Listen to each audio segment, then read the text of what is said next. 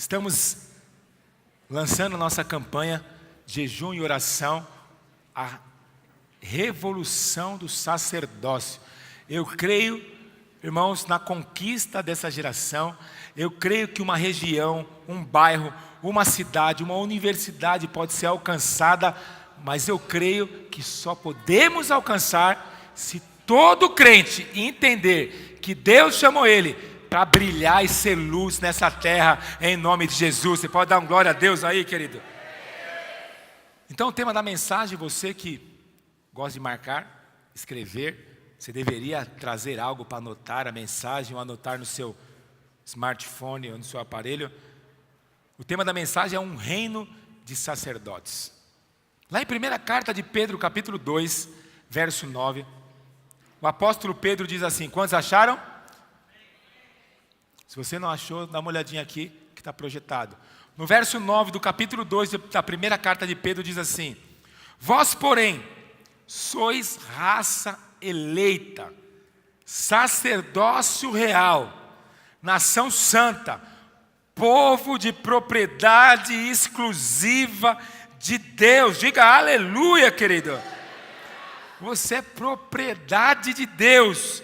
E não é só propriedade, não é propriedade exclusiva de Deus. Você, se Deus tivesse uma prateleira para colocar as coisas mais caras, você estaria na prateleira de cima, no melhor lugar. E ele continua dizendo: a fim de proclamarmos as virtudes daquele que vos chamou das trevas para a sua maravilhosa luz. Amém, querido? Deixe sua Bíblia aberta, vamos orar. Feche os teus olhos. Volte para o teu espírito, querido. É o seu espírito que tem a capacidade de discernir as coisas espirituais, querido. Pai, nós oramos nesta noite. Bendizemos o teu nome, Pai. Nós oramos porque nós precisamos do Senhor, Pai. Nós estamos aqui porque nós temos fome e sede do Senhor. Assim como a corça anseia por águas, nós queremos ter esta mesma sede da corça pelo Senhor, Pai. Então, nesta noite, abra o meu coração, abra a minha mente, o entendimento da igreja, para receber por revelação a palavra de Deus. Porque a palavra de Deus, ela é viva, ela é eficaz, ela funciona, ela tem poder para transformar as nossas vidas em nome de Jesus. Se você crê comigo, diga glória a Deus, querido. Irmãos, nós temos meditado esses últimos meses, eu tenho meditado, e não sei se você sabe qual que é a visão da nossa igreja. A nossa visão é cada crente um ministro, cada crente um sacerdote. Nós cremos na conquista, na mudança, no avanço da igreja. Eu creio que um crente cheio do Espírito, que exala o bom perfume de Cristo, que entende qual parte ele é do corpo de Cristo, ele entende que Deus chamou ele das trevas, Deus tirou ele das trevas, Deus tirou ele das mãos do escravo de Faraó, para brilhar, para ser cabeça, para entender, para ter a mente de Cristo, para ser equilibrado, para exalar o perfume, querido. O crente que entendeu isso, aonde ele pisa, querido, as coisas começam a mudar. Aonde ele pisa, as coisas mudam. Existem dois tipos de crente. Existe o crente termômetro. Pergunta para o seu irmão: você é crente termômetro? Ou crente termostato? Deixa eu te explicar o que é termostato. Termômetro você deve saber, né? Termostato é aquele ferro incandescente que é colocado na água para mudar a temperatura da água. Se a água está fria, como nos dias do batismo aqui, a gente coloca o termostato e o que acontece? A água esquenta. Qual que é a diferença entre termômetro e crente termostato? Que o crente termômetro, o termômetro pode estar frio, mas se ele coloca a temperatura, ele esquenta. Ele pode estar quente, se ele coloca na temperatura, ele esfria. Se o ambiente está frio, ele se adequa conforme a temperatura. Mas qual que é a diferença do crente termostato? O crente termostato é o seguinte: o ambiente pode estar frio, mas quando ele pisa, as coisas começam a mudar. O capeta corre, o maledicente para de falar, porque ele tem revelação de que ele carrega. E sabe qual que é a diferença? Sabe qual que é a diferença? A diferença está na sua imagem. Na sua imagem. Quem tem imagem tem domínio. Você está na estrada, escura. 3 horas da manhã, no carro com a tua família. Ali no Parque São Rafael. 3 horas. Vem 3 homens na rua e fala para você parar. 3 horas da manhã, você para? Por que não? Pergunta para o seu irmão por que não. Agora você está 3 horas da manhã. Um policial de farda fala para você parar. O que você faz? Por que você para? Você para porque a farda significa que ele tem uma imagem de autoridade. E por detrás daquela imagem tem poder, você tem que parar. Sabe por que tem crente que apanha do diabo? Porque ele não tem imagem. Não tem imagem. E para ter imagem, tem que ter revelação que você é sacerdote. Você tem revelação de quem você é? Deus nos chamou para sermos sacerdotes, nação santa, querida. Eu creio na igreja, eu creio no avanço da igreja, eu creio que a igreja é instrumento para mudar a escola, a universidade, a região. Em nome, você pode dar um glória a Deus aí, irmão? Nós estamos mandando fazer um banner aqui, ó, 7x3. Nós mapeamos essa região, talvez aí uns 10 dias vai estar pronto. Nós vamos colocar aqui, ó, nessa parede, nós vamos mapear todas essas ruas. Nós queremos que nos próximos anos, todas as ruas dessa região tenham uma célula. Aleluia! Quem é que vai se dispor aí, vai ser um líder de célula para nós invadirmos essa região? Em nome de Jesus. Outro dia o irmão falou para mim, pastor, na minha célula, na minha rua, tem um centro de Umbanda. Ele falou, eu falei, o que tem? Não, pastor, é uma opressão. Eu falei, irmão, para de dar ibope pro diabo, filho. Quando você pensa assim, você está falando que o diabo é mais forte que Cristo. Pode ter Umbanda, pode ter o que quiser. Eu estou em Cristo, em nome de Jesus, filho. A Bíblia fala que o diabo ele vem como, ele está ao meu Deus de redor para me destruir, mas a Bíblia fala de redor, amém? De redor é o quê? Redor do redor. Mas a Bíblia fala que os anjos do Senhor acampam ao redor daqueles que o temem. Se tem um capeta aqui, tem 2 anjos falando aqui, ó. Vem, pode vir. Caiu 1/3, sim ou não? 1/3. Se caiu 1/3 para cada um, tem quantos? Não tem 2. Tem 3. Porque tem 2 anjos, fora que Jesus está dentro de mim. 3. O capitão do time está dentro de mim. É 3 contra 1, filho. Agora, para que você está tem medo? Então, você está pensando, quando você chega, você não chega sozinho. Quando você anda, você não anda sozinho. Então, você entender que você é um sacerdote, querido. A palavra sacerdote tem impacto. Na verdade, querido, a mente religiosa acha que sacerdote é aquele que é o pastor, aleluia, irmão, beneplácido. Não, filho. Sacerdote é aquele que entendeu que carrega Cristo. Presta atenção. Eu creio, querido, que a palavra do Novo Testamento é verdade. Ela fala que nós somos sacerdotes. Sacerdote, você precisa entender o que o sacerdote fazia no Velho Testamento. Para você entender, o sacerdote era aquele que entrava. Deus tinha endereço, Deus habitava dentro do templo. Tinha o átrio, o lugar santo, santo do santo. O sacerdote era aquele que entrava e falava com Deus, trazia Deus para o povo e levava o povo para Deus. Esse era o sacerdote. No Velho Testamento existia uma classe de pessoas que faziam isso. Você tem noção? Deus habitava dentro da arca. Os mais velhos aí, 40, 50 anos aí, vai lembrar. O Harrison Ford fez um filme, Indiana Jones e a Arca Perdida. Isso é do seu tempo, Anderson. Do tempo do Rui, você lembra disso? É quem nasceu em 1945, 32, mais ou menos.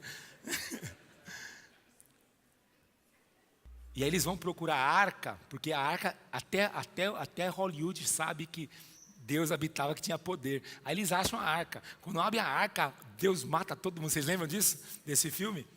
Deus habitava dentro da arca, só que só o sacerdote podia entrar lá e ter comunhão com Deus. Isso é o Velho Testamento. Mas no Novo Testamento é maravilhoso. Porque tudo que acontece no Velho são só sombras que ia acontecer no Novo. Então, para o sacerdote ter a presença de Deus, precisava de ter 3 coisas. No Velho Testamento.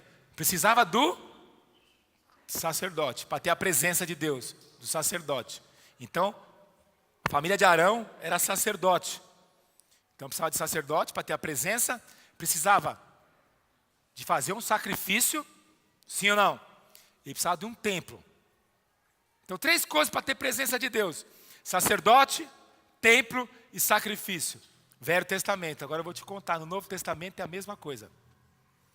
Para ter presença de Deus, precisa ter sacerdote. Mas eu vim aqui dizer para você que eu e você, nós somos sacerdote do Senhor, em nome de Jesus. Pastor, e o templo e o sacrifício? O sacrifício, o sacerdote do Velho Testamento, ele tinha que matar um novilho, um cordeiro, uma pomba, uma rola, alguma coisa ele tinha que matar. Eu quero dizer para você, nós não precisamos fazer mais sacrifício, sabe por quê? Nós lembramos hoje na ceia, Cristo já fez todo sacrifício em nome de Jesus. Você não precisa de joelho, você não precisa pagar promessa, você não precisa fazer nada disso. Cristo é o sacrifício. Pastor, e o templo? Ah, o templo é o prédio, aleluia, é o prédio, é que é o templo. Vai ter a Copa do Mundo aqui, nós vamos assistir um jogo do Brasil aqui, vamos fazer um churrasco, hein? Porque a última que nós assistimos aqui deu um azar danado, nós perdemos de 7-1 da Alemanha. A gente estava assistindo aqui, nós vamos se vingar, nós vamos assistir de novo aqui. Vamos assistir, vamos fazer churrasquinho, pode trazer sua favela, vai ser uma bagunça na Copa. Pastor, é pecado, porque o templo aqui é sagrado. Tem irmão que acha que isso aqui é o templo. Sabe o que era isso aqui? Isso aqui era depósito de reciclagem. Quando nós entramos aqui só tinha rato. A gente matava meia dúzia de rato por dia aqui. De vez em quando uns aparecem. Aí, ó.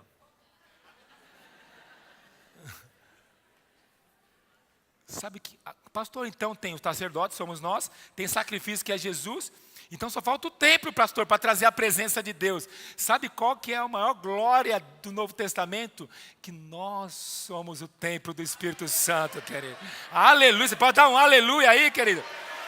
Então nós temos tudo o que nós precisamos, querido, para ter a presença de Deus. Nós temos o sacerdócio, nós temos o templo e nós temos o sacrifício foi feito. Nós temos tudo, nós somos carregadores da presença de Deus. Nunca ninguém te falou assim, olhou para você e falou assim: meu, você é diferente. No seu trabalho, você fala diferente, você come diferente. Alguém já escutou isso? Tem alguns que ele trabalha numa empresa ou na escola há 15 anos. Aí no dia de ir embora, ele fala assim: eu sou crente. Todo mundo falava: rapaz, 15 anos, eu nem percebi. Fala assim: misericórdia. Irmãos, uma pessoa até perceber, você não deve falar que você é crente. Nunca fale. A pessoa convive com você deve perceber. Porque a Bíblia fala, quem é crente exala um bom perfume. Ele vai perceber a qualquer momento que você fala diferente. Você não fica envolvido em fofoca, em pincuinha na empresa. Você não fica amaldiçoando o patrão, amém? Você não fica botando na justiça, arrumando pelo em ovo para processar ninguém. Porque pobre adora arrumar a casquinha do patrão, mano. Meu amigo do céu, velho. Tudo ele quer processar, já percebeu? Não, pobre devia fazer direito. Ele pega, vai no mercado, tem um rótulo.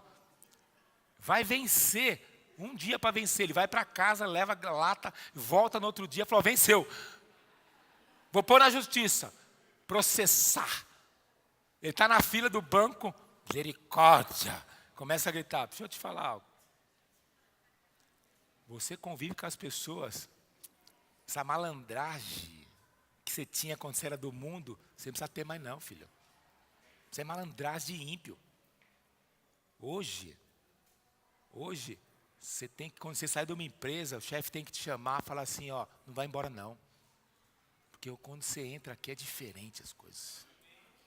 Você é apaziguador, você tranquiliza o ambiente, você não se envolve em fofoca. É isso o testemunho que nós devemos deixar. Quantos concordam comigo? Quem não deu amém, que não concorda. Então continue colocando na justiça. Vamos continuar aqui, irmãos. Então precisa, para que precisava no Velho Testamento para ter a presença de Deus? Sacerdote, sacrifício e o templo. No Novo Testamento é a mesma coisa, querido. Agora, o que o sacerdote fazia, querido? O sacerdote, ele fazia algo. Ele tinha atribuições no Velho Testamento. E o Velho Testamento qual que é? O Velho Testamento é sombra do Novo Testamento. Presta atenção. A palavra-chave, olha que atenção, a palavra-chave do sacerdote, sabe qual que é? Para definir o sacerdote, é que ele era mediador das pessoas com Cristo. Sabe quem que era o sacerdote, Rui? Vem aqui, Rui. Sacerdote era aquele. Não, fica aqui, ó. Aqui, Rui. Sacerdote é aquele que pegava na mão de Deus, pegava na mão do homem, mediador, amém? E unia o homem com a mão de Deus. Eu fico pensando, qual que é o nosso primeiro ministério? Que Deus nos chamou para o ministério da reconciliação. Qual que é o nosso papel hoje? Pegar a mão do homem, pegar a mão de Deus e unir o homem com Deus. Esse é o nosso papel hoje. Esse é o papel de todo crente hoje, querido. Então, qual que era o papel? Qual que era a função do sacerdote? Qual que era a função? O que ele era designado a fazer, querido? Primeira coisa, o sacerdote, quero falar aqui que o sacerdote, nós precisamos restaurar o sacerdócio.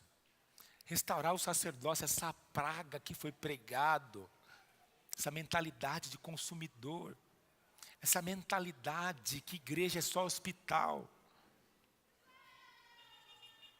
Igreja é um quartel-general, filho.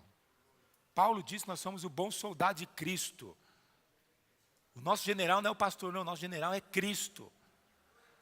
Nós precisamos restaurar essa questão. Quando nós estávamos começando a igreja aqui, 7 anos atrás, uma mulher chegou para mim, não era esse prédio, era um lugar muito ruim, quente, feio, fedido, calor, era um horrorosa, que foi o diabo que colocou aqui na nossa frente.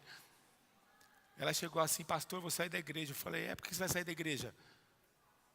Porque não tem estrutura. Quando tiver estrutura, kids, tudo funcionando, eu volto. Eu falei, quando tiver tudo funcionando, você não precisa vir mais não.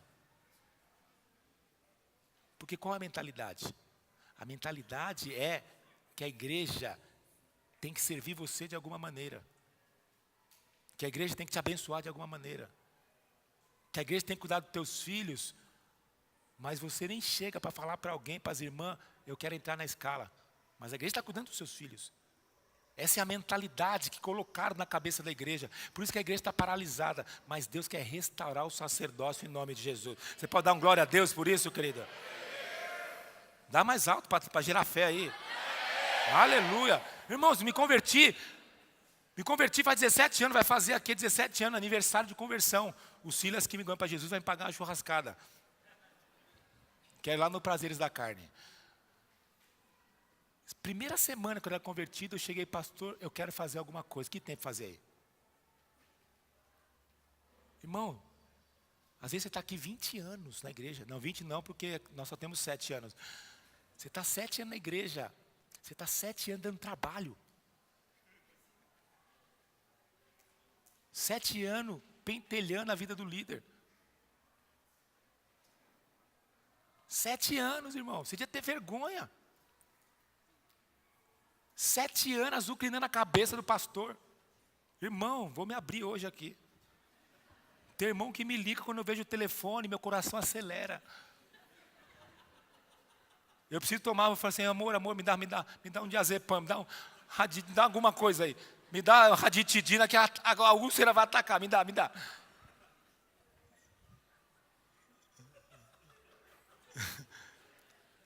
Deus fala para Abraão, sê tu uma bênção. Eu decidi ser uma bênção. Quantos querem ser uma bênção aqui? Não tem problema você ter problemas, amém, irmãos? Amém? Eu cheguei tudo cheio de piolho, carrapato, cheio de mandinga, tudo. Eu cheguei pitimbado. Eu e o Dani também, tranqueira, cachaceiro e outras coisas. Sim ou não? Agora, uma coisa é você ter problema, outra coisa é você ser o problema. Amém? Amém? Fala para o seu irmão, vamos fazer o seguinte, a partir dessa campanha, eu vou fazer parte da solução em nome de Jesus, cara. Em nome de Jesus. Dá um glória a Deus aí, irmão. Aleluia. Você tem que ser solução na sua família, solução no seu trabalho, solução na sua célula, solução no seu emprego, solução no seu bairro, solução na sua rua, solução aonde você for, irmão. Diga aleluia. Solução, querido.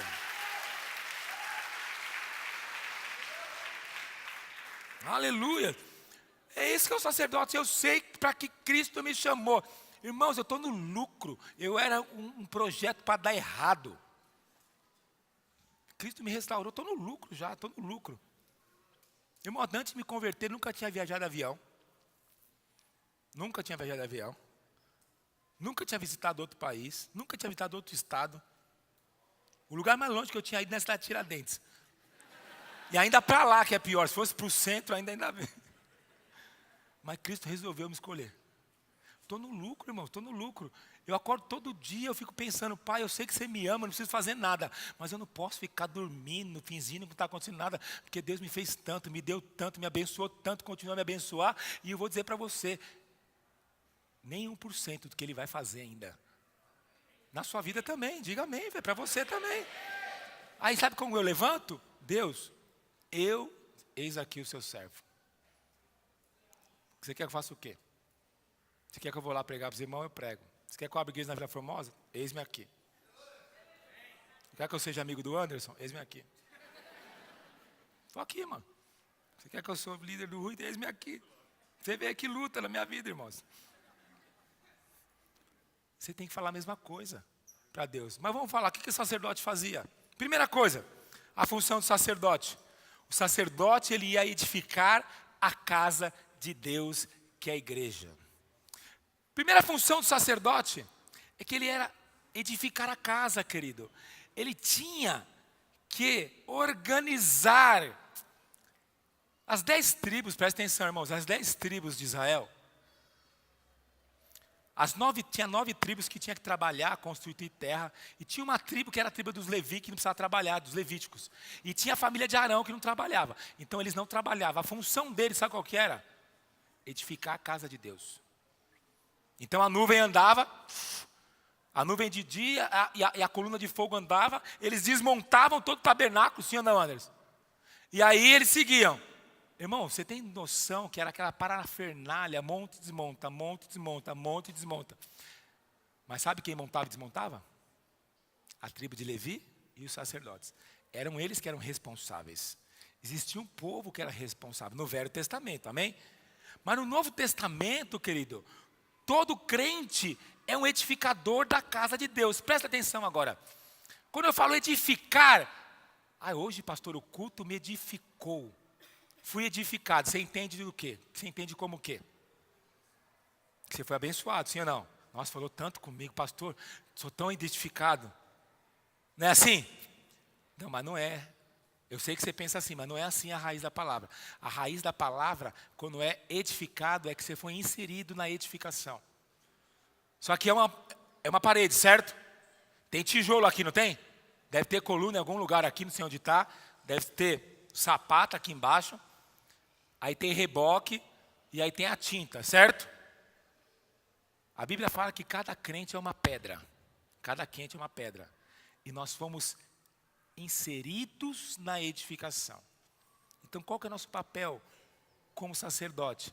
Pegar o crente, o novo convertido que se converte e edificar ele. Inserir ele na edificação. Esse é o nosso papel como sacerdote. Agora, às vezes a pedra não encaixa. Sabia que uma das coisas, quando o texto escreve isso, você precisa. Eu estou lendo um livro muito legal, chama O Reino de Ponta Cabeça. É a visão da Bíblia, só que com a história do contexto cultural de quando ela foi escrita. Você entende tanta coisa quando fala, porque tem coisa que você não entende porque você não sabe o contexto que foi escrito, o linguajar que foi escrito. Então, quando eles falam que nós deveríamos edificar era inserir. Só que as construções eram feitas por pedras encaixadas. Muitas casas não tinham reboco. As pedras eram encaixadas. Amém? A Bíblia fala que Jesus é a pedra de esquina. Por que pedra de esquina? Porque uma parede ia assim, aí quando tinha que virar a parede, eles colocavam uma pedra para dar o rumo, sentido original. A Bíblia fala que Jesus é a pedra angular. O que é a pedra angular? A pedra angular é que eles iam colocando uma pedra, uma pedra, uma pedra, uma pedra. E para dar firmeza, eles colocavam a última pedra. Então tinha que ser bem firme. Para quê? Para dar firmeza. Então Jesus é aquele que dá firmeza para você. Que dá firmeza. Você pode colocar um monte de pedra, mas se você não colocar Jesus, fica frouxo. Só que as pedras, às vezes, o encaixe dela era quadrado. Só que as pedras chegavam redondas. O que tinha que fazer na pedra? Tinha que fazer o quê? Esmirilhar a pedra. Talvez a pedra quadrada precisava ser retangular. Você tinha que fazer o quê? Como que a gente faz isso? A gente faz isso edificando. Como? Você chega do mundo, você chega tudo pitimbado. Tudo rebentado. Tudo destruído. Aí você entra aqui, você precisa ser esmirilhado. Para ser encaixado na edificação. Os irmãos estão entendendo? A função do sacerdote é essa. Então não fica triste não. Às vezes dói, né? Às vezes você tem que, a Bíblia fala que nós não devemos nos conformar com esse mundo, mas nós precisamos o quê? Renovar a nossa mente. Conformar é tomar forma. Olha aqui, ó. Esse violão aqui, ó. Essa capa aqui tem a forma. O violão está conformado, está formado. Existe a forma do violão. Presta atenção, às vezes você chega aqui e a forma de Jesus é muito menor do que você é. E aí você tem que fazer o quê? Conformar com Cristo. E aí, irmãos, dói pra caramba para entrar na edificação. Pergunta para o seu irmão, você já está conformado já? Fala para o seu irmão assim, ó. Vamos entrar na forma em nome de Jesus.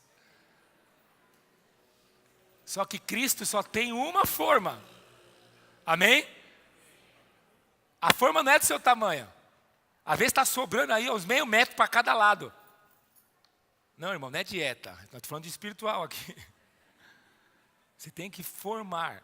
Então, qual que é o nosso papel do sacerdote? Ele tinha que edificar, ele tinha que experimentar, ele tinha que ajudar os irmãos a se envolver em nome de Jesus. Uma outra função do sacerdote era adorar a Deus, interceder e profetizar. A função do sacerdote é trazer as pessoas a Deus. Trazer as pessoas, levar as pessoas até Deus, através da intercessão. Nós vamos estar 21 dias de jejum, nós vamos clamar pela essa região, irmãos. Clama pelo seu líder de treinamentos, clama pelo pessoal da sua célula. E se sobrar um tempinho, ora pelo pastor também, em nome de Jesus. Obrigado, irmãos, obrigado. Pelo menos meia dúzia está orando pelo pastor. Era interceder, querido, era profetizar. Eu fico pensando, pastor, todos podem profetizar? Todos podem. Lá em 1 Carta aos Coríntios, capítulo 14, verso 31, todos podem profetizar. O que é profetizar?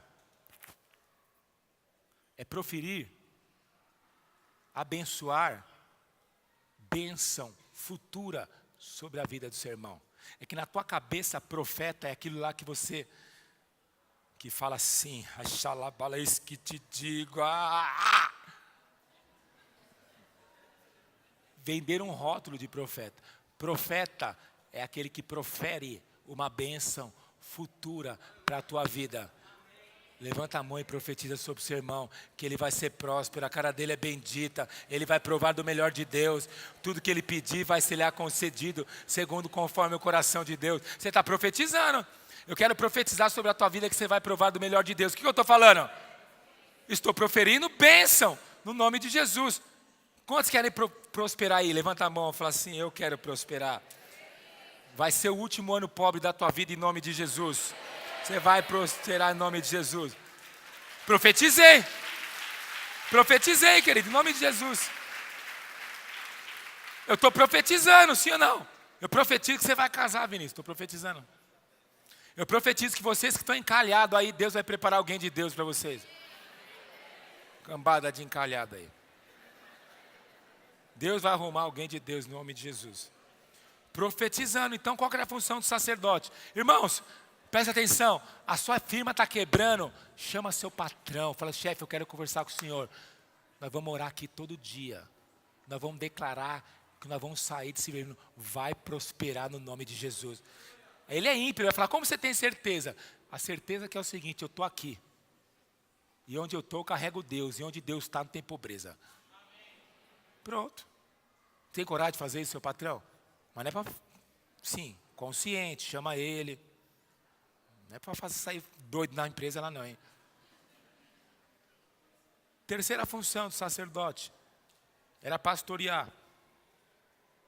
Pastorear, lá em Deuteronômio capítulo 21, verso 5, diz assim: chegar-se-ão sacerdote, filhos de Levi, porque o Senhor teu Deus os escolheu para servirem, para abençoarem em nome do Senhor, e por sua palavra decidirem toda demanda e todo caso de violência. A função do sacerdote é abençoar o povo de Deus, curar o coração e pastorear. Diga para o seu irmão, você é um pastor, filho. Pastor não é quem prega é pregador. Pastor é aquele que ama as ovelhas, querido. Gente gosta de gente. Quem é ovelha anda com ovelha. Lobo anda com lobo. Ovelha anda com ovelha. Se você é ovelha, você anda com ovelha. Tem a ovelha mais fraca, mas você pode ser a ovelha mais forte. A ovelha mais forte cuida da mais fraca. Amém, queridos? Uma coisa maravilhosa que Jesus fala, que ele era o pastor e ele é o cordeiro. Nós somos ovelha, amém? Mas nós podemos ser pastor também. O pastor e o cordeiro. Jesus era pastor e era cordeiro. João vê Jesus, fala que ele viu um cordeiro. Mas ele era pastor ou era cordeiro? Ele era os dois. Eu sou ovelha também. E sou pastor também. Fala para o seu irmão, você também pode ser. Agora ovelha, abençoa a ovelha. A função do sacerdote era essa. O sacerdote não pode amaldiçoar, querido. Pois Jesus disse que não podemos amaldiçoar nem nossos inimigos. Nosso trabalho é restaurar relacionamentos quebrados. Deus nos colocou aqui para restaurar casamento. Deus nos colocou aqui para restaurar o ferido. Deus nos colocou aqui para restaurar a pobreza do povo. Deus nos colocou aqui, querido, para liberar o seu destino. Você morava, ninguém da sua família é formado, ninguém tem casa. Toda a sua descendência era miserável, mas você veio aqui, Deus te achou, te encontrou, Ele vai te dar vida em abundância, Ele vai salvar os seus pais, Ele vai tirar todo escrito de maldição da tua casa, você vai morar nos melhores lugares, as pessoas da sua família vão te ver, vão estranhar de onde você veio, e você vai falar assim, Deus me chamou, Deus me escolheu, eu vim para abençoar essa casa, querido. Eu me converti, eu saí do lugar de onde eu morava. Eu fui lá para a igreja onde me converti, que era lá para o lado de Santo André lá. Fiquei uns 10, 15 anos sem aparecer. Mas Deus mandou nós para cá de novo, eu mudei para cá. Aí eu chego, a mesma turminha lá, beberrum, maconheiro, drogado e vazio, do nada, não fazem nada lá. Aí eu chego, estou chegando, com o carro que Deus me deu, um Corolla. Fala para o seu irmão, não está com inveja não, Deus pode te dar também. Tem gente que fica inveja por dentro. Né? Aí estou chegando, aí eu começo as piadinhas. Ei, pastor. Ei, pastor. Aí eu paro, faço questão, ô irmão, abraço. Ele fala, tá melhorando a vida. Eu falei, rapaz, nem te conto o resto, você nem viu. Você não sabe de nada, inocente. Só que é a porcaria de um carro, a maior besta, você nem viu ainda. Aí eu faço para irritar. Rapaz, você precisa visitar Israel, precisa ver como é que é. Aí eles falam, você já foi? Eu falei, você não tem noção. Você não sabe que é ir para Roma, lá do lado do Coliseu, em Roma, coisa. Aí eles falam, tá dando dinheiro. Eu falei, Meu pai tem todo o dinheiro. Meu pai tem ouro, tem prata. Na casa do meu pai as ruas são de ouro. Imagine o pai, o carro do pai. Se a rua é de ouro, imagine o carro dele. Sim ou não, Júlio? Aí no fundo eu falo, deixa eu falar para vocês, isso aqui não é dinheiro da igreja não. Ó. Pelo contrário, eu dei meu carro para a igreja. Isso aqui é a bênção de Deus. A bênção de Deus. Sabe por quê? Porque Deus, escuta o que eu vou te falar. Deus está procurando os fiéis da terra. A Bíblia fala, nós não precisamos de gente que tem dinheiro, nós precisamos de gente fiel. A Bíblia fala que os olhos do Senhor passam por toda a terra para procurar aqueles cujo coração é totalmente dele. Se o seu coração for totalmente do Senhor, Deus vai te enriquecer. Sabe por que tem muita gente que não tem dinheiro? Porque se ele ganhar R$10, ele falta no culto e vai tomar tubaína. Deus está procurando aqueles cujo coração é totalmente dele. E sabe qual que é a hora que mede seu coração é do Senhor? Jesus falou, ou você serve a Deus ou a mamão. O dinheiro é o diferencial se você é de Deus ou não é. Primariamente, secundariamente ou terciariamente, a maioria das pessoas que não servem a Jesus é por causa de dinheiro. É por causa de dinheiro, acredita que eu estou te falando. Há mais versículos na Bíblia falando de dinheiro do que de fé, de céu, de salvação. Das 23 parábolas, 70% das parábolas Jesus fala de dinheiro. Sabe por quê? Porque o coração do povo dessa época é ganancioso. E Deus não pode dar dinheiro para ganancioso. Deus vai dar dinheiro para quem é fiel. Quantos tem fiéis aqui no nome de Jesus? Quero dizer para você, se prepare. Eu tenho orado, Deus tem falado comigo. Deus vai prosperar a sua vida. Deus vai prosperar a tua igreja. As pessoas de fora vão entrar nesses lugares e não vão acreditar que não tem uma igreja na periferia da Zona Leste de um povo próspero. Quando nós começamos essa igreja, tinha 2 carros, quer dizer, 1,5. Porque um era um carro do Danilo, o meu era o K. O K é metade de um carro, é K. Ford K. Eu chegava com o K, mano, com 15 pessoas dentro do negócio, batendo tudo. Os caras olhavam e falavam assim, pastor miserável. Agora eu chego com o Corolla e falo, pastor, hein? Pastor, hein? Você vê como dá para agradar os irmãos? Se chega com o K, coitado do pastor. Se chega com o Corolla, pastor, está ganhando bem. Agora deixa eu falar algo para você, irmãos. Deus está procurando os fiéis. Os olhos do Senhor passam. O dia que Ele passar sobre a vinho novo, eu quero estar com meu coração só para Ele despejar. O Senhor vai estar para Ele também, seu coração? Seu coração vai estar para Ele também? Fala para o seu irmão, olha para mim, meu irmão. Olha para mim, porque você pode trabalhar na minha empresa, em nome de Jesus. Trata bem de mim, filho. Que eu vou prosperar muito em nome de Jesus. Diga aleluia aí, querido.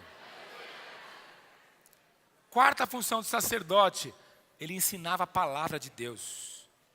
Esse é o trabalho do sacerdote, é ensinar a palavra de Deus. Nós somos o povo da palavra de Deus. Por isso nós vamos fazer a escola de destino, para você aprender a palavra de Deus, viver a palavra de Deus. Recebeis porque não sabes pedir. O meu povo perece porque lhe falta conhecimento, querido. Conhecimento. Jeremias capítulo 18, verso 18 diz assim: então disseram, vinde, forjemos projetos contra Jeremias, porquanto não há nem de faltar a lei do sacerdote, nem o conselho ao sábio, nem a palavra do profeta. Vinde, firamo-nos com a língua e não atendamos a nenhumas palavras. O sacerdote, a Bíblia fala, porquanto não há de falar a lei do sacerdote. Irmãos, Malaquias capítulo 2, verso 7 diz, porque os lábios do sacerdote devem guardar o conhecimento. Você é um sacerdote, você deve ser aquele que carrega a espada da palavra. Você tem que ter uma palavra no seu coração. Você tem que estar pronto para dar uma palavra quando Satanás te atacar. Você tem que estar pronto para dar uma palavra quando alguém estiver sem esperança. Você tem que ter a palavra no seu coração, querido. O que o salmista diz? Medite na lei do Senhor de dia e de noite. Não ande segundo o conselho dos ímpios, e nem se aceite na roda dos escarnecedores. Você, então, se meditar, será como uma árvore plantada junto ao ribeiro, e tudo que você fizer prosperará. Irmãos, o que é tudo? Tudo é tudo. Tudo é muita coisa, irmãos. Tudo vai prosperar se você meditar na lei de dia e de noite. O sacerdote que tem ensinar a palavra de Deus. Quinto, o sacerdote proclamava o amor de Deus. O trabalho do sacerdote envolve essas 5 coisas. Sabe? Nós precisamos, irmãos, presta atenção, falar do amor de Deus. Irmãos, o mundo não sabe que Jesus Cristo morreu por ele. Nem os crentes sabem disso, tem muitos que não sabem. Eles sabem de historinha, mas eles não sabem por revelação. Eu tinha uns 10 anos atrás, a igreja que eu era, nós tínhamos um convênio com o orfanato. E final de semana era liberado para os irmãos da igreja pegar aquelas crianças para passar o final de semana, para dar um final de semana abençoado para as crianças. E eu pegava uma menininha chamada Bruna, assim, loirinha, assim, uma coisa linda, Eu queria adotá-la, mas não podia, porque você sabe, você não pode adotar a criança que você escolhe. Você tem que entrar com o pedido de adoção e o juizado lá que escolhe quem você vai adotar. Enfim, um dia, quando ela via para casa, eu ia no mercado e comprava Todinho, Yakult, Danone, aquelas coisas todas. Sucrilhos. Mas um dia eu acordei de madrugada, a Bruna estava comendo lixo. Ela tinha uns 3, 4 anos. A geladeira estava cheia. Cheia de coisa, cheia de besteira. Mas ela estava comendo lixo. Aí eu fiquei assim, por que ela está comendo lixo? Aí eu fui entregar ela, no domingo à tarde, nós entregávamos a criança. Imagina, ela já me chamava de pai, imagina, meu coração.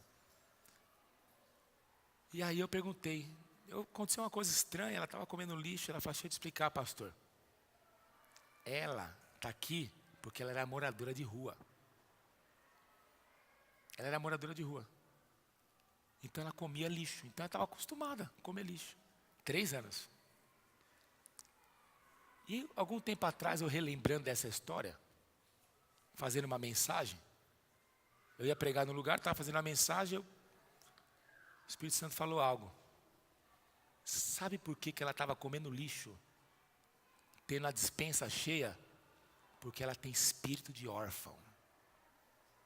Assim vive muitos filhos de Deus. Sabe por que tem gente que come muito comida de porco, vive comendo lixo? Porque não entendeu o amor de Deus. O Pai tem uma geladeira cheia para você, filho. Mas você vive como órfão. Tudo que você precisa está dentro da despensa. É só abrir a geladeira, filho. Mas impressionante, tem muito filho que come lixo e está feliz comendo lixo. Sabe por quê? Porque tem espírito de órfão. Eu quero dizer algo para você. Sabe por que você ainda passa tentação em servir a Deus? Sabe por que ainda você se acostumou a viver sem a presença de Deus?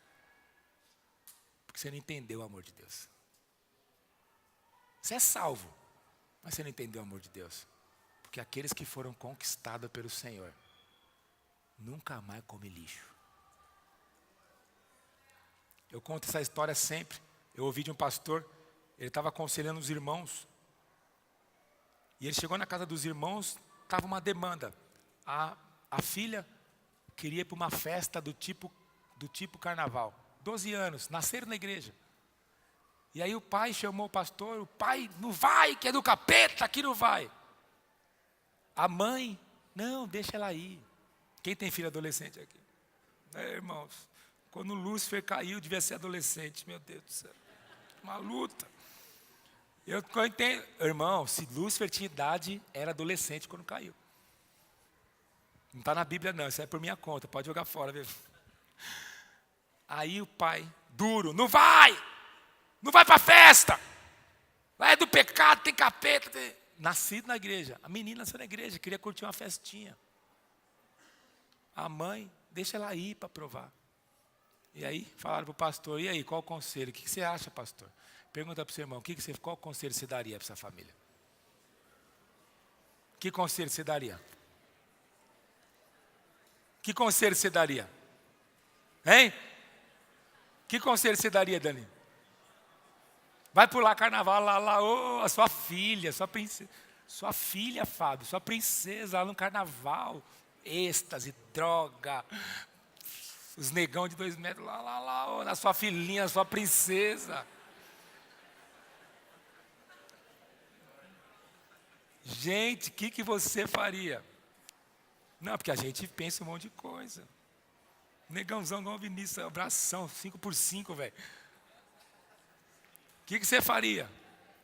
O pastor, é pergunta difícil, sim ou não? O pastor falou assim, Se você falou para o pai, você deixaria a sua filha, falou para a mãe, brincar com uma faca, sua filha de 3 anos, brincar com uma faca de açougueiro? Ele, não. E se tivesse a faca na mão dela agora? Aí eu ia correndo e dava um grito. Aí ele falou, se você der um grito, ela pode se assustar e se cortar. Mas se você fizer como a mãe, deixa ela brincar. Imagine. Aí o pai falou algo. Eu me lembro, escutei numa pregação, essa pregação uns 15 anos atrás. E o pastor fala algo poderoso. Ele fala assim, o dia que a sua filha tiver com uma faca, querendo ir para o carnaval, mostra um chocolate para ela. Ela vai largar a faca e vai correndo comer. O dia que você falar de Jesus como quem come chocolate, ela não vai querer comer comida de porco. O sacerdote é aquele que experimentou o amor de Deus. Ele é tão amado por Deus que as pessoas que vivem ao redor dele querem servir a Deus. Que fala assim, eu quero experimentar o que você está experimentando, filha. Eu quero comer o que você está comendo. O problema é que tem muito crente que está dando, sabe o quê? Giló para o ímpio. Ele está dando fígado. Quando eu era criança, minha mãe dava óleo de rinse. Isso aí é suor do capeta. Coisa ruim, mano. Quem tomou óleo de rinse? Óleo de fígado de bacalhau aqui. Toma, esse negócio é ruim. É ruim. Então presta atenção. O pessoal do louvor pode sair. Sobe aqui, Davi. E por último, nós precisamos proclamar o amor de Deus, irmãos. Nós precisamos proclamar as verdades do amor de Deus. O Evangelho é proclamação do amor de Deus. Nós precisamos falar, filho, eu vim aqui falar para você. Deus te ama, querido. Deus tem tudo na sua vida. Deus pode prosperar, te salvar. Mas o que Deus mais quer, querido, é que você entenda que você é amado de Deus. No Velho Testamento, a nossa obrigação era ame a Deus. No Novo Testamento você é amado. Você é amado. E por último, o sacerdote, ele trazia a presença de Deus. Ele carregava a presença de Deus. Irmãos, eu creio que vamos ter dias aqui nessa reunião que vai ter tanta presença de Deus que as pessoas vão entrar aqui, vão chorar. Não porque alguém falou, porque alguém manipulou, porque é presença. A história diz que existia um homem chamado Charles Finney. Aonde ele andava dali, as pessoas, os pecadores começavam a se ajoelhar, se arrependendo, só com a sombra dele, a presença, ele carregava a presença. Pastor, mas nós não temos Deus. Temos Deus, irmãos. Uma coisa é ter Deus como habitação, outra coisa é ter a presença de Deus. Quando você fala, o seu falar toca o coração das pessoas. E sabe o que o sacerdote tinha? Eu não vou ler o texto, é muito grande. Lá em Êxodo 29, do verso 1 ao 46, depois você lê na tua casa. O sacerdote, ele tinha que fazer algumas coisas para trazer a presença de Deus, Jonas, sabia? Você é ministro de louvor, você precisa, é o cara que precisa trazer a presença de Deus. Sabe o que o sacerdote tinha que fazer primeiro? Ele entrava na tenda, antes de entrar na tenda, ele tinha que se lavar da água. Sabe por quê que nós precisamos se lavar com a água? A Bíblia fala que a palavra é a água que nos lava. Porque vai acabar o culto aqui, você vai sair lá fora. Seus pés vão andar, você vai se sujar de poeira. Você vai ver coisas no seu celular. Você vai participar de rodas de escarnecedores. Não dá para carregar a presença sem se lavar. Sabe por que nós estamos todo domingo aqui? Rui, nós estamos se lavando. Se lavando. Nós estamos se lavando. Jesus vai lavar o pé de Pedro. Ele fala, Jesus, mestre, aproveita e lava tudo. Ele fala, não, Pedro, o corpo já lavou, mas o pé está sujo, porque por onde você anda tem poeira. E a poeira aponta para o pecado. O pecado gruda em você, filho. Você precisa se lavar. Por isso que nós vamos fazer jejum, para nos lavar. Nós vamos lavar. Eu quero desafiar você a orar, filho, todo dia. Das 11h30 da noite à meia-noite, lavar. Vai estar toda a igreja orando, mas cada um na sua casa. Nós vamos se lavar, filho. Nós vamos se lavar do pecado. Você fala, Espírito Santo, eu amo a tua presença. Aí você começa a falar, Espírito Santo, restaura a minha paixão, Espírito Santo. Aí o seu quarto vai se enchendo da fumaça de Deus. Lá em Levítico, a Bíblia fala que tinha casa que tinha lepra, sabia antes? Eles tinham que destruir a casa, Beth, quando tinha lepra. Se pecado, tem igreja que pastores caem em pecado, eles têm que acabar com a igreja. Porque nada que troca, muda, levanta. Se a lepra gruda na parede, quanto mais a presença na tua casa. Eu vou orar tanto. Você vai abrir a sua casa para a tua célula, mas você vai orar 1 hora antes. Vai falar, Espírito Santo, enche a minha casa com a presença. Quando as pessoas entrarem na sua casa, o coração delas vai se aquecer, vai falar assim, tem algo diferente. Não estou sendo místico não, filho. Eu creio na presença de Deus. Eu creio que Deus nos chamou para este lugar, para nós mudarmos essa região. Presença de Deus. Nesses dias de jejum, eu quero desafiar você. Vai para a tua célula. Peça para o anfitrião chegar antes. Se ele não pode, peça para alguém chegar antes. Põe as mãos na cadeira. Fala, Espírito Santo, vem com a tua presença. Vem com a tua presença. Sabe o que você está querendo? Você está ainda desanimado. Que você não provou da presença, filho. Aqueles que comeram do Senhor não quer comer espetinho de esquina. Quem provou dos manás celestial, filho, no passa luto, o sacerdote tinha que se lavar. Ele também tinha. Outra coisa que o sacerdote tinha, que a roupa dele tinha que ser adequada.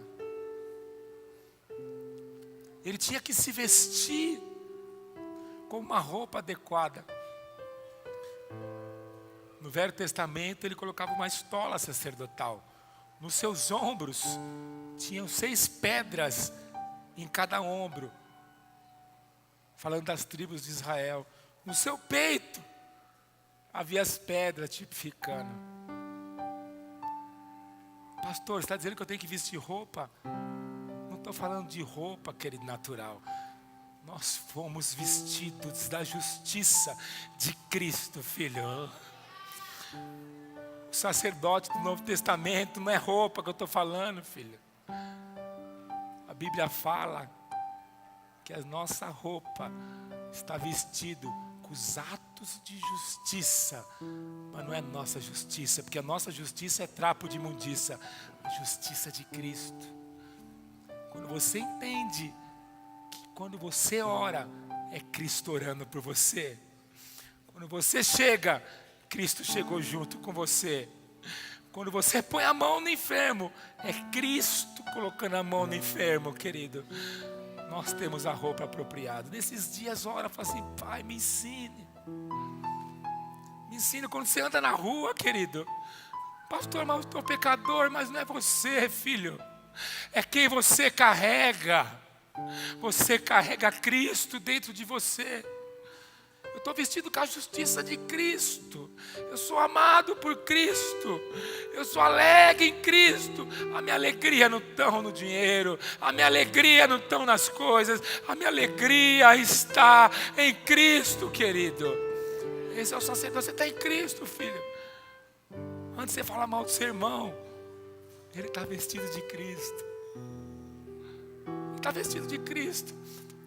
Antes de você discutir com a tua esposa, ela está vestida de Cristo. Antes de você tratar mal alguém, ele está vestido de Cristo, filha. Quando você tem essa revelação, sua vida muda, seu comportamento muda, seu coração muda, a sua compaixão muda, os seus olhos mudam. Quer saber mais? Sua vida muda. Pastor, qual que é o segredo? O segredo é você saber que você é amado, é Cristo em mim. Cristo em mim, Paulo fala, Cristo em mim é a esperança da glória. Quero dizer para você, querido, nós vamos conquistar nossa geração para Cristo, mas com pessoas que estão vestidas de Cristo. Vestida de Cristo. Fala para o seu irmão, você está tão bonito vestido de Cristo, querido. Quando você está vestido de Cristo, querido, você não vive com consciência. Você não vive com consciência que você é culpado, mas você fica com consciência do perdão. Você ganha ousadia. Presta atenção que eu vou te falar. Quem tem medo aqui de rato? Olha, levanta a mão, quem tem medo de rato? Não, você não tem medo de rato, você tem medo que o rato te pique. Quem tem medo de avião aqui? Quem tem medo de avião? Eu tenho medo danado, eu tenho medo de ônibus, de papaia de ônibus. Eu não tenho medo de avião não, eu tenho medo de ônibus. Ficar 48 horas no ônibus, de avião não tenho medo não, vou tranquilo. As pessoas têm medo de avião, ela tem medo que o avião caia. Sim ou não, Rui? As pessoas, quem tem medo de falar em público aqui? Pode levantar a mão. Não, você não tem medo de falar em público. Você tem medo de falar, travar e passar vergonha. Presta atenção. Deus, quando Adão pecou, quando o homem pecou, a primeira coisa que ele fez, Vitória? Adão se escondeu. Adão se escondeu de quem, gente? De Deus. Se escondeu de Deus, Hélio. Adão se escondeu de Deus. Tem muita gente debaixo de acusação, medo, porque acham que não pode ser usado por Deus, porque falham, porque pecam, com medo que Deus venha com juízo na sua vida. Eu quero dizer para você, para de se esconder, filho.